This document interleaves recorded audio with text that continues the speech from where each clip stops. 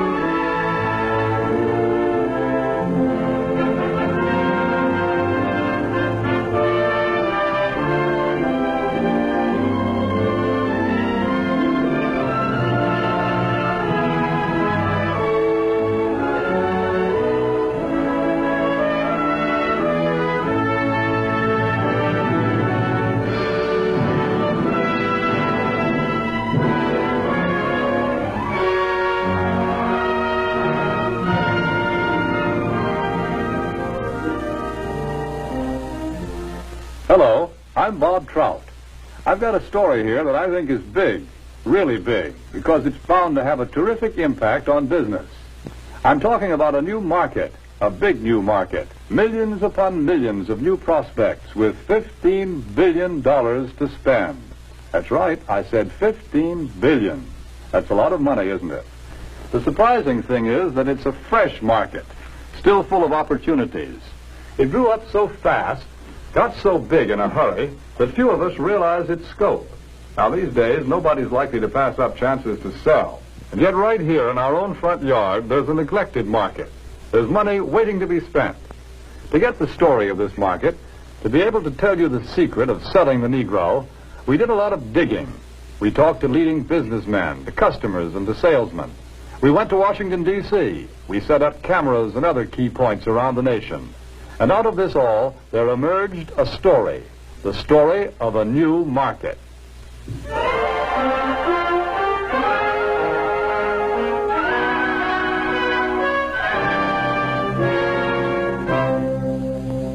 Yes, this is the market we're talking about, the new Negro family. Their name is Wells or Wilson, Smith or Brown or Alexander or Breen. They live in Chicago, in Atlanta or New York, in Detroit, St. Louis, Los Angeles, any one of 1,000 cities and towns. All over the country, families such as this are enjoying new prosperity. They have new interests, new standards of living, a buying power they've never enjoyed before. They're good prospects for practically all types of goods and services. All too often, though, they're overlooked prospects. Why? Because of some good, valid reason? No. They're overlooked because of mistaken ideas, because of out-of-date ideas about how the Negro lives and how he buys. The truth of the matter is that the Negro lives pretty much the same as other folks. He buys pretty much the same way, too. But just the same, a lot of old doubts and opinions keep cropping up over and over again. I don't like to do business with Negroes. They're drifters. You can't keep track of them. Yes, although a lot of people think that way, the truth is that 1 out of every 3 Negro families living in cities today owns its own home. That figure comes directly from the United States Bureau of Census. Maybe so, but Negroes are poor credit risks. Not more of a credit risk than any other group. Actually, the Negro home buyer meets his payments faithfully, often more faithfully than other race groups in the same economic level. That's the information we got from people who ought to know, the National Association of Real Estate Boards. Well, maybe, but I've always heard that Negroes buy shoddy, poor-quality merchandise. No, it's just the other way around. According to leading researchers, in proportion to population and income, Negroes buy more quality products than any other comparable United States group. You see, there are a lot of confused notions about the Negro customer. But when you dig right down and find out about them, they just don't hold water. Negroes own homes, They meet their payments faithfully. They buy good brands of merchandise. So why let a lot of old-fashioned ideas hurt profits? Take a look at the real facts. Here in Washington, D.C., the nation's capital, some amazing facts and figures about this new market have been uncovered. For a first-hand report, we would like to take you directly to the United States Department of Commerce to hear this story from the Secretary of Commerce himself. Here is the Honorable Sinclair Weeks, the Secretary of Commerce of the United States. In the Department of Commerce, we are constantly alert to trends that mean a healthier national economy, better business for the nation as a whole. Recently, we have been interested in a rising young market, one that represents a huge potential for goods and services. I'm referring to the new Negro market. The tremendous buying power of this group is backed, of course, by an increased earning power. The average Negro family's income is at a record high. In fact, since 1939, it has increased more than the average income of all other Americans. Just take a look at a few figures. An official Department of Commerce report shows that at least 1/3 of the Negroes living in cities earn from $2,000 to $5,000 a year.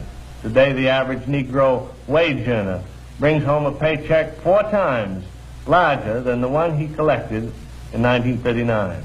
As a whole, the Negro market has a total income of about $15 billion every year. And after taxes, Negro families still have many billions of dollars to spend. Here is a buying power that cannot help but have a tremendous effect on our national economy and on business prosperity in general. When these dollars are spent for a wide range of goods, services, and employment, business everywhere is bound to feel the impact. This new buying power has resulted in a class Negro market, a profitable, above-average income group of consumers. For example, the nation's largest newspaper and magazine research organization, Daniel Starch and Staff, reports these significant figures. More than 51% of the readers of Ebony magazine have a record player in their homes. Almost 64% own a television set. And almost 78% enjoy the convenience of an electric refrigerator. It is also a fact, and this is from the magazine The Food Field Reporter, that Negroes spend almost $3 billion a year for food alone. Per capita, they buy more cosmetics, drugs, and toiletries than anyone else in the country. And their children are better educated, too, because since 1930, enrollment in Negro colleges is up 2,500%. But really, to recognize the importance of this class Negro market, we must realize that something has been happening economically in our country. People are on the move. The population is shifting. The makeup of metropolitan populations today is different than it was just a few short years ago. To give you a better idea of what we mean, we set up several cameras, candid cameras, in a number of shopping locations. Take a look at these shoppers.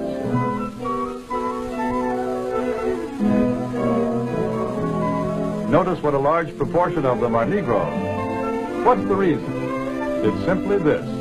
Negro families are moving into the cities where there are more job opportunities. Here they find occupations with more prestige and security, jobs that pay more money. As a result, Negro families today often make up the largest part of central city consumer prospects. A shoe store in Chicago's Loop, for example, reports that more than 50% of its customers are Negroes. In another case, a drugstore located at a transfer point in a non-Negro neighborhood finds that its Negro customers total 25%. The trend is plain. The new Negro families today are moving into more populated areas, to the cities, where there are more stores, more buying opportunities. Since 1940, in San Francisco alone, the Negro market has increased by 89%. In Chicago, by 81%. Houston, Texas, 45%. Philadelphia, 50%. The impact of this new buying force is so tremendous that actually in 14 major United States markets, a product cannot be number one without Negro support. A product must have the backing of this big new buying power to be a leader in the field. What do you have to sell? Chewing gum or cars? Toothpaste or transportation? Whatever it is, here are millions of prospects. And these prospects are everywhere. Negro customers can no longer be pigeonholed. They cannot be classified as prospects who trade only in certain stores, certain neighborhoods. Today, Negroes shop downtown. They shop in supermarkets. They shop in small neighborhood stores. They'll buy from anyone who wants to sell to them. But we all know that before you can sell to customers, you've got to get to know them. You must understand something about them. What do the Negro customers buy? Why do they buy? How do you sell to them? Let's find out. Let's hear the opinion of men who have spent a lifetime studying the buying habits of customers the world over. Here is what sales psychologists have to say about selling to the Negro. The secret of selling to the Negro is expressed in one word. That word is recognition. Now, there's nothing unusual about that. People want to be recognized. They need recognition. That's basic in all of us. But perhaps because he's had so little of it, the Negro needs even more. He needs to feel important and appreciated. This need is a very real and important one. It shows up even in many of the Negro's shopping habits. Anyone who sells or wants to sell to the Negro customer should know about some of these habits. 3 habits in particular play a big part in every sales transaction. To begin with, most Negroes buy by brand. They ask for products by name. They're quick to turn down off-brands. Do you wonder why? Well, listen to what this customer is thinking. That last hat I bought just didn't hold up at all. You see, for a long time, the Negro has been sold a lot of shoddy, second-class merchandise. So now he asks for name brands in order to make sure he gets his money's worth. Buying by brand, that's the first important Negro buying habit. Now for the second. The Negro buys good quality merchandise. Symbols of quality and prestige are very important to the Negro customer. This woman, for example, is buying fine crystalware. But she is also buying the admiration and approval of her friends and relatives. Listen to her thoughts. My, isn't it beautiful? I can hardly wait to show it to Sally and Joan. It's a well-known fact that many Negro customers are influenced by the opinions of others. What their friends may think of a certain item often decides whether or not the sale is made. So remember, the Negro buys quality merchandise. That's the second important point. And here's the third thing to remember when selling to a Negro customer. When he specifically asks for one thing, don't try to sell him something else. Don't try to switch him at the point of sale. If you do, he'll probably react something like this. Doesn't he think I've got the money to pay for it? There's a reason for this reaction. Again, because he's had experience with cheap merchandise, the Negro resents being offered a substitute. He wants to be sold on quality, not price. The Negro buys by brand, he buys quality, and he doesn't like to be switched at point of sale. These are the keys to selling the Negro customer. Another point. The Negro family does things together, as a group. The family works as a unit. It lives as a unit, and it buys as a unit. When you sell to one member, you many times sell to all. It's also true that many places of entertainment are still closed to the Negro. So he spends more of his money for the things that are available to him, often for items that are considered luxuries. Another trait of the Negro market is the fact that it is a pre-sold market. We know that the Negro buys by brand, and he buys the brands that he knows something about. Where does the Negro buyer get this information? We know that Negro customers are turning more and more to the publications that are tailored specifically to their needs, that give them the news and the information that they want to read about. Many leading businessmen and companies already know this. That's why so many of them are taking this direct, sure route of reaching the Negro customer. The vice president of advertising of the Drew & Watch Company, for example, says this. In many important cities throughout the United States, Negroes are important customers of the credit Cupid. Therefore, it seemed that Ebony magazine would be a very important advertising medium for us. We would say it was very well received, and from our viewpoint, a very successful campaign. From the Remington Rand Company comes this statement. Our records show that advertising in Ebony has been effective in many ways. As all good advertising should, it has built a terrific amount of goodwill and has brought a volume of sales and sales inquiries. A representative of the Alaga Syrup Company makes this statement. Because of Alaga's regard for the influence of Ebony in the Negro market, advertising space was doubled. Alaga's long experience in selling to Negroes now takes the most direct route to its best customers, reaching Ebony's 2.5 million audience in every issue. And here are the statements of still other business leaders. Yes, many business leaders are discovering the most direct and most efficient way of reaching the new Negro market.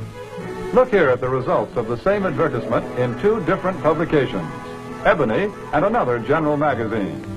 You can see that proportionately, more men and women read the ad in Ebony than the one in the other magazine. And they did a better job of remembering it, too. A greater percentage of readers noted, associated, and remembered the ad in Ebony.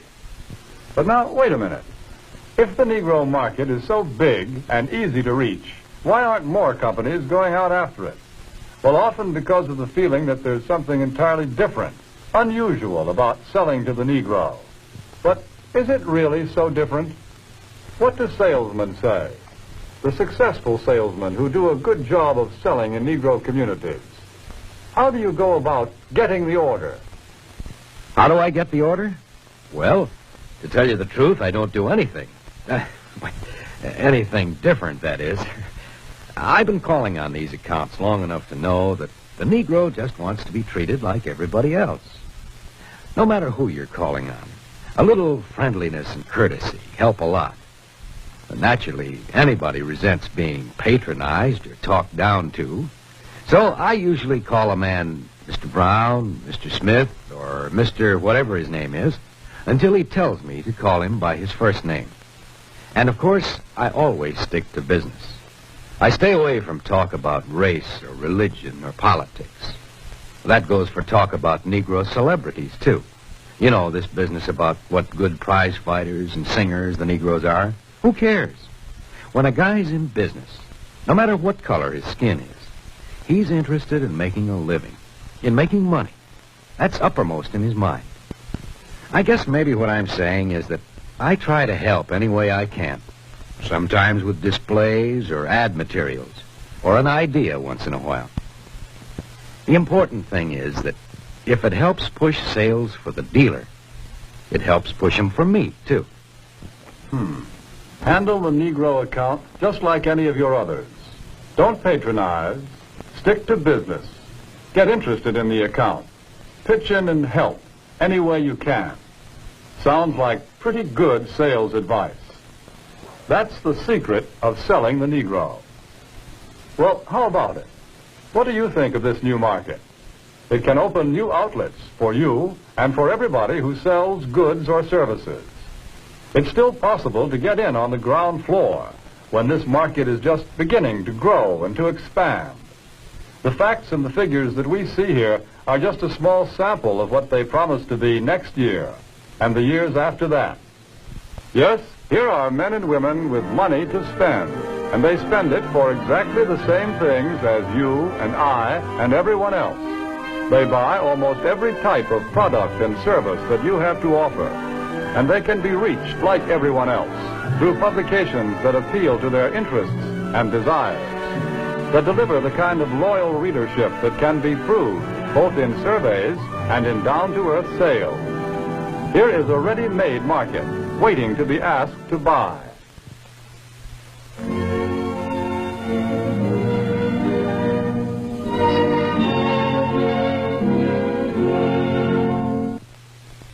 Here are millions of customers for what you have to sell. Customers with $15 billion to spend.